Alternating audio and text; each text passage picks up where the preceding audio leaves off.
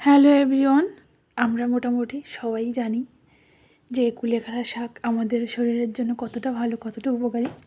তো এর টেস্টটা একটু অন্যরকম, একটু বিদঘুটে টাইপের হওয়ার জন্য মোটামুটি কেউই এটা খেতে খুব একটা পছন্দ করে বলে আমার মনে হয় না।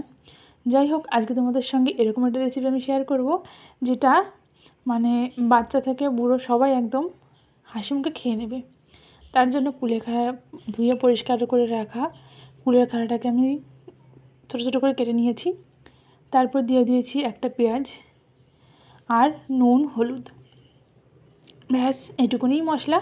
আর হ্যাঁ, কাঁচা লঙ্কা দিয়েছি। ঝালটা অবশ্যই তোমরা তো পছন্দ মতো দেবে, কাঁচা লঙ্কাই দেবে, কেননা কাঁচা লঙ্কা দিলে টেস্টটা বেশি ভালো আসে। এরপর হাতে একটু শুকনো একটু মেখে নিয়ে তারপর দিয়ে দিলাম সামান্য সুজি আর বেসন।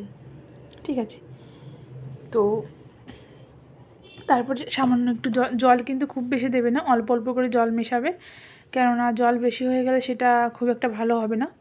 তো আস্তে আস্তে করে আমি এটা মেখে নিয়েছি, দেখো ঠিক এরকম করে মেখে নিয়েছি। এরপরে উনুনে একটা কড়াই বসিয়ে দিলাম, আর বাইরে দেখো বৃষ্টি হচ্ছে, সেটাই তোমাদের সঙ্গে শেয়ার করলাম। আর কড়াইটা গরম হয়ে গেলে দিয়ে দেবো বেশ কিছুটা তেল, বড়াগুলো পকোড়াগুলোকে ভাজার জন্য। আর এটা আমার 2 বছরের ছেলেও খেয়েছে, আর ও নিজে থেকে নিয়েই খেয়েছে, ওর ভীষণ ভালো লেগেছে খেতে এটা। আর এটা আমি অনেক দিন আগে থেকেই খাই, কেননা আমরা জানি যে কুলেখাড়া খেলে রক্তটা বৃদ্ধি পায়, রক্ত বাড়ে। আর আমার সত্যি কথা বলতে ওই সেদ্ধ কাঁচা ওইগুলো খেতে আমার ঘেন্না লাগে, আমার খেতে ইচ্ছে করে না, একটু টেস্টি না হলে খেতে ভালো লাগে না, বলো? তো তাই জন্য আমার মতন যারা টেস্টি খাবার খেতে পছন্দ করো, আর যদি কোনো কারো বাচ্চাকে খাওয়ানোর দরকার থাকে যে কুলেখাড়া খাওয়াতে হবে, তাহলে অবশ্যই এভাবে করতে পারো। হ্যাঁ, এটা শুধু যে রুগীদের জন্য সেটা নয়, এটা নর্মাল মানুষও খেতে পারো। এটা খেতে খুবই টেস্টি হয়, বানানোর পরে কেউ ধরতেই পারবে না যে এটা কুলেখাড়া দিয়ে বানানো হয়েছে। তো আমি বড়াগুলো এক এক করে তেলের ভিতর দিয়ে দিচ্ছি, তেলের ভিতর দিয়ে উল্টো পাল্টো করে ভেজে নেব। আর অবশ্যই তোমরা বাড়িতে এভাবে একবার ট্রাই করে দেখতে পারো যদি তোমাদের ভালো লাগে। তো আমি এক এক করে বড়াগুলোকে দিয়ে দিচ্ছি। আর এখানে সুজি, যদি তোমাদের ঘরে যদি চালের গুঁড়ো থাকে তাহলে সুজির পরিবর্তে চালের গুঁড়ো বা কর্নফ্লোর এগুলো ব্যবহার করতে পারো। আমার যেহেতু ছিল না তাই আমি সুজিটাই ব্যবহার করেছি। সুজিটা দিলে একটু মুচমুচেটা বেশি হয়। আর এটাকে আমি লাল লাল করে এবার ভেজে নেব উল্টোপাল্টা করে।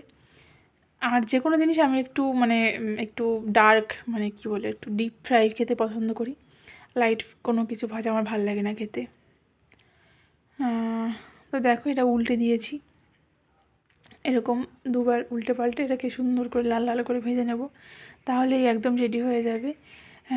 খুবই মুখরোচক একটি খাবার, কুলেখাড়ার বড়া। আমার মনে হয় না খুব বেশি মানুষ এভাবে খেয়েছে। আর এভাবে তোমরা একবার ট্রাই করে দেখো, খুবই টেস্টি হয়। ওই বললাম, আমার 2 বছর ছেলেও খেয়েছে, ওর ভীষণই টেস্টি লেগেছে, আর ও খাওয়ার পর সত্যিই খুঁজছিল। দেখো এখানে প্রায় অলমোস্ট হয়ে যাচ্ছে। এবার এটাকে আমি নামিয়ে নেবো একটা থালায়। যদি ভিডিওটি ভালো লেগে থাকে অবশ্যই লাইক, কমেন্ট আর সাবস্ক্রাইব করো। ধন্যবাদ। আর কেমন লাগলো অবশ্যই জানিও। টাটা।